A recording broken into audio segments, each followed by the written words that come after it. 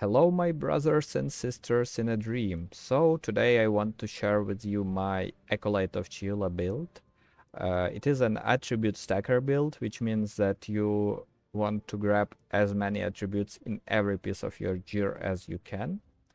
Currently I'm level 97, and I think this is my first and last character in this league because I enjoy it very much, and currently I can do all the possible mechanics that Path of Exile can offer for now. I have a pretty nice gear, as you see, but it is not mandatory for you to start with enjoying this build. Uh, all you need to do is loving purple color, getting this stick, and maybe these hands, and you are already can starting to enjoy the beautiful dance of chaos. So now let's jump to the skill games. So blink is totally optional. You can use it, you cannot, depending how you like to your dodge roll or don't like it. Uh, Combat Frenzy, I'm using it to generate power charges. For that, you need two things. First, this notable passive, Resonance, and other thing, you need to build Electrocut on mobs or freezing them. I picked the electrocutting. We will get to that later a bit. So let's go to my DPS skill. So Tempest Bell is absolute boss melter. You can use it for rare monsters on your map, but while you progress with your gear, later you only will use this for bosses. So all of the passives here are to maximize the impact, to maximize the damage. Uh, as I said, it is all to melt the bosses. Stormwave is something that you can use if you want to play safer, or as I do is for inner. Currently I'm using it as a supportive skill for inner weight.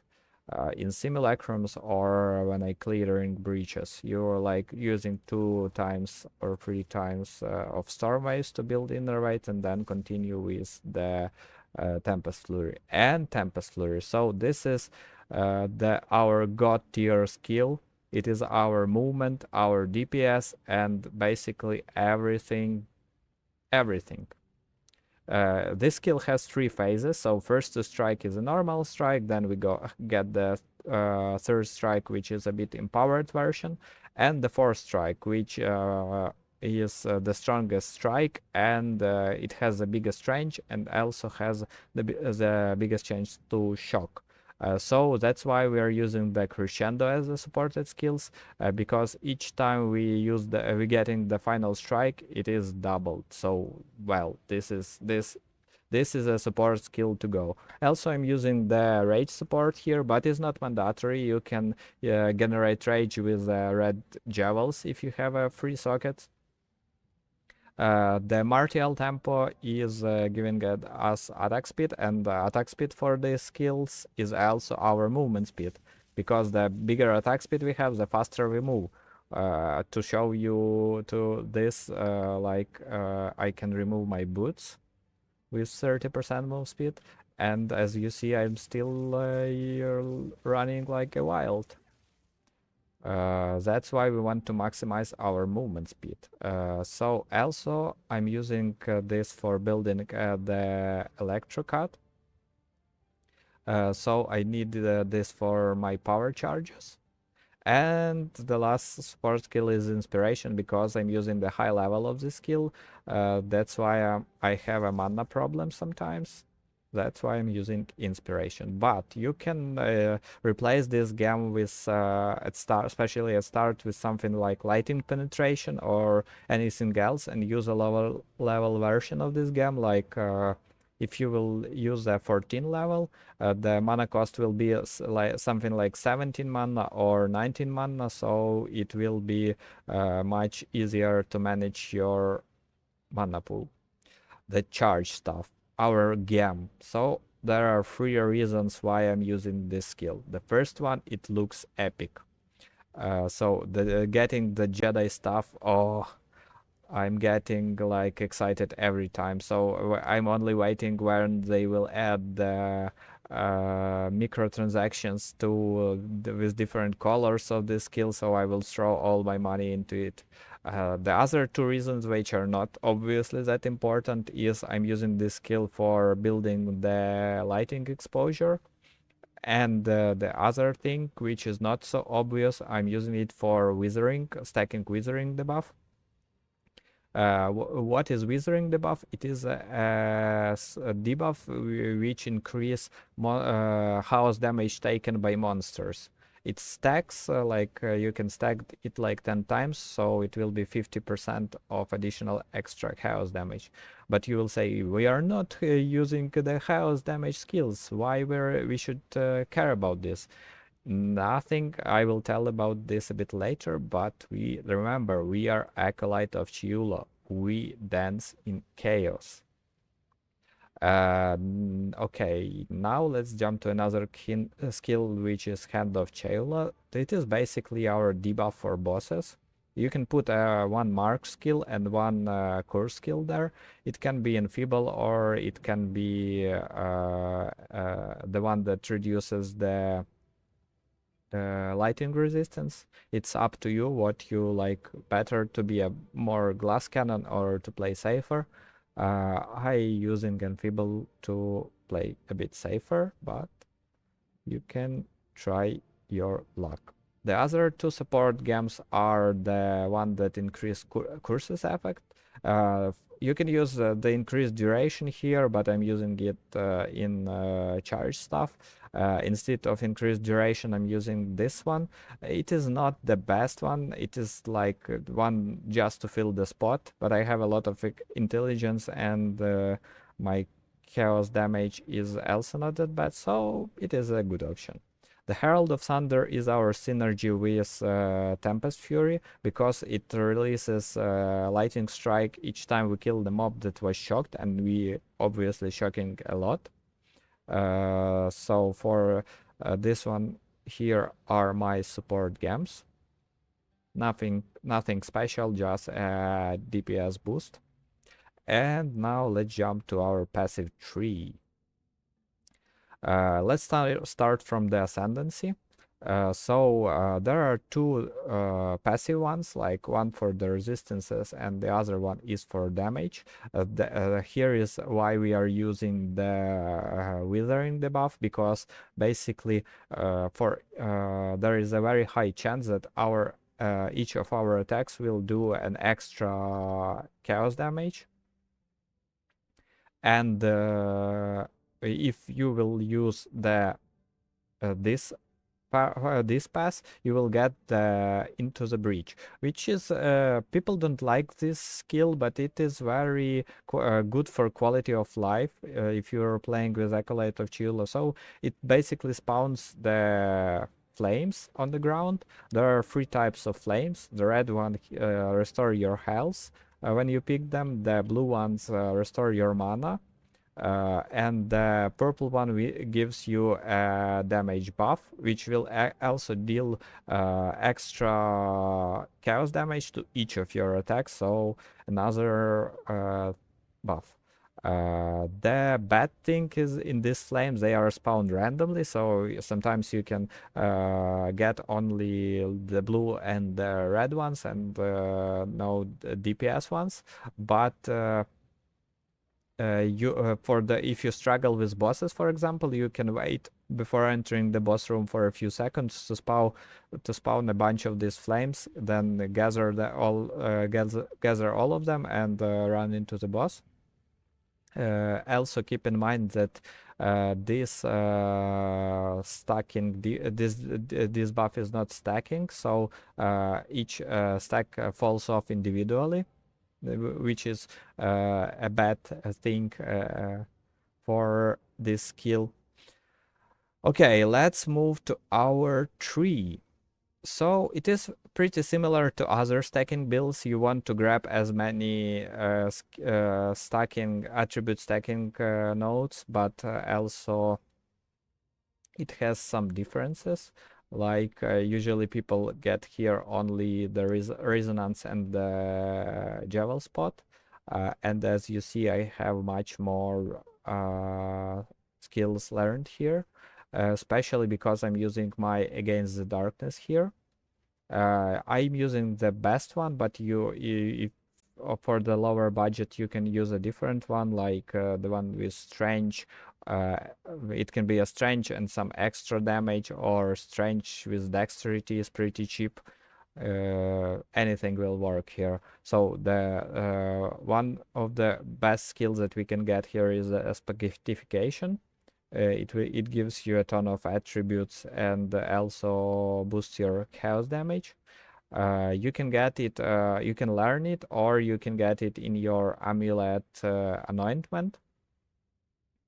So this skill I'm using, this is lucidity is good because you get extra intelligence, and also it is a small layer of defenses. Yes, we are in the sense that this build is a glass cannon, but sometimes a small layer of defenses can save your life. So I'm making my pass here for inserting controlled metamorphosis. To grab basically the pure power is the one to go here. But also you can get some fancy skills to boost your damage. Now about the cons of this skill. So if you want to get as much attributes in your gear as you can, you will have a problem with resistances. As you see, both of my rings giving only attributes. So I have to get my resistances somewhere else. I'm using the Grand Spectrum for this.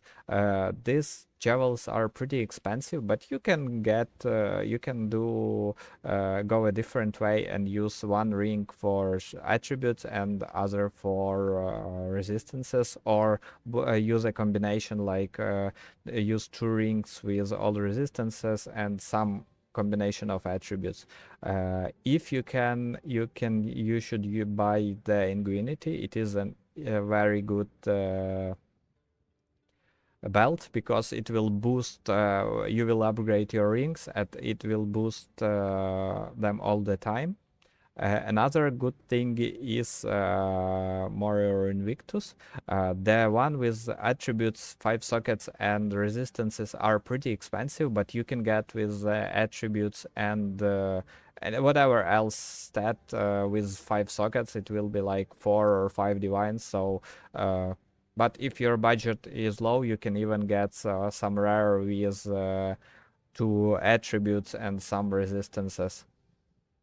So, and our Jewel, Astromantis. Of course, Astromantis is the best item for this build because it gives you a ridiculous amount of attributes, but it is not mandatory. Like before Astromantis, I was using the neck with for 5 divines, and it was absolutely working absolutely fine. About the helmet, it is the same. So if you want to get the perfect stats, it will cost a lot. But if you want, if you will grab like with 10% attributes, it will cost a few exiles. I will replace this because I don't need these resistances anymore. I will get the one with the one with different corruptions with better attributes. But you can get whatever you can afford. Okay, now let's do some testing because I'm talking too much. Let's do a breach and maybe Simulacrum. Okay, let's start from the breach.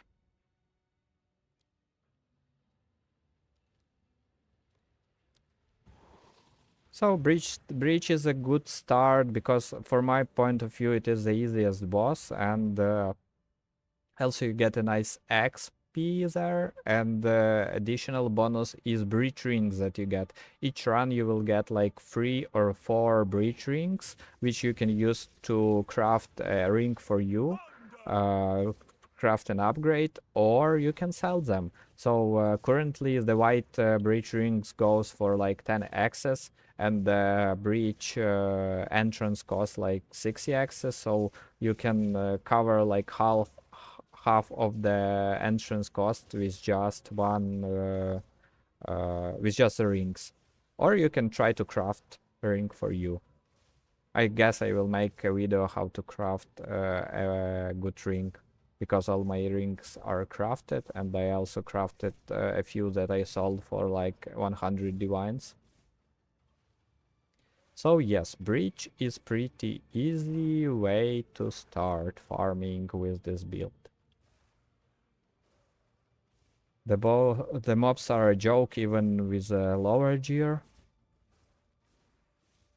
And the boss is also one of the easiest in the game. Like, he has a pool of 5 skills which you can master within a few runs. And he drops the gloves, which you can sell, or you can try to corrupt and get an upgrade for you.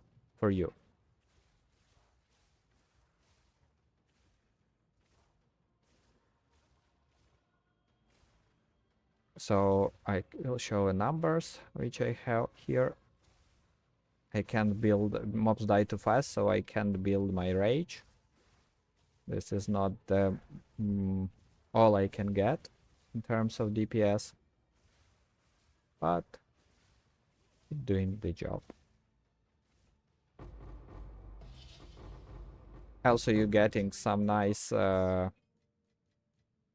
drop of catalyst, which you can later use for ring crafting. They don't cost a lot, but well, as I said, you can use them for yourself.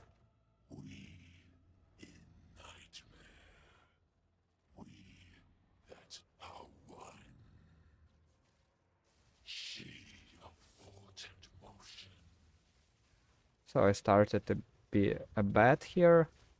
Usually I'm finishing him with the one he's not able to cast 2-in-1 spell. So as you see, the Breach Lord is not that hard. Now let's do Simulacrum. I will do only a few waves, because it will take a lot of time and I don't want to take a lot of time from you. Also, I plan to make another another video with this build. I will start a new character from the scratch and show you how that it can works from the start, and you don't need a huge budget to start enjoying this house beautiful build.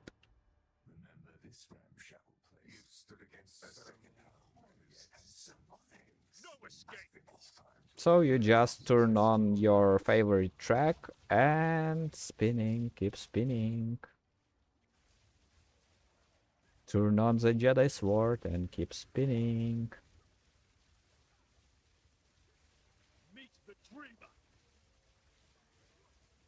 In Path of Exile 1, I was playing with cast on, there was a build called cast on damage taken. Which basically you could press one button and run around, and this is something similar.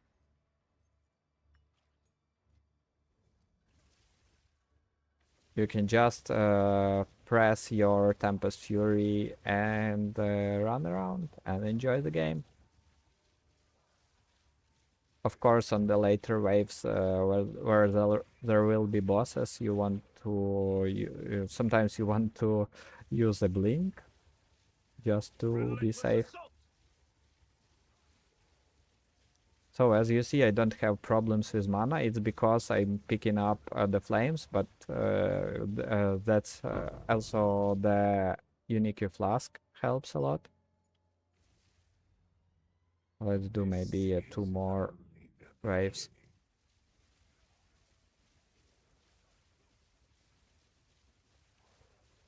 I will upload the POB. I heard that they already working for Path of Exile too, so I will upload the POB, so it will be easier for you to check check my tree and check my gear. Also, if you have any questions or you need help with your build, you can write me in comments or find me in game, and I will be happy to help you. Enjoy this beautiful build. Okay, guys. So as you see, the build, this build is for enjoyers. Uh, I wish you to have a good time in the Crest, and may the dreamer provide you.